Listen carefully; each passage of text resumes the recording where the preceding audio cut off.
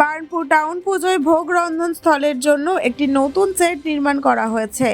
এই প্রকল্পের জন্য আনুমানিক ব্যয় ধরা হয়েছে 5 লাখ টাকারও বেশি। সেট নির্মাণের ফলে পুজোর সময়ে ভোগ প্রস্তুতির কাজ আরও সহজ ও সুগম হবে।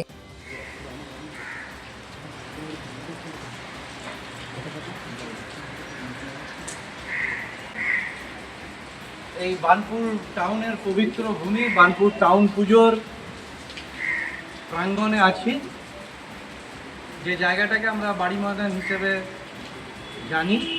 এখানে আমার সাথে এখানকার পুরোহিত মশাইরা, সেবায়েতরা আছেন, আরও কমিটির লোকজন আছে। এখানে আপনারা দেখেছেন যে প্রত্যেকটা দেব দেবীর মূর্তি এবং মন্দির স্থাপিত আছে।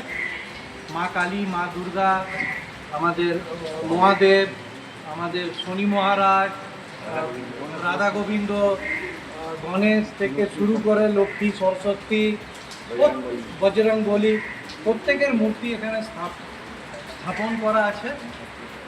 এবং প্রচুর মানুষজন এই এলাকার, বার্নপুর, আসানসোল, আশেপাশের গ্রামে এই জায়গার সাথে, এই পবিত্র স্থানের সাথে যুক্ত।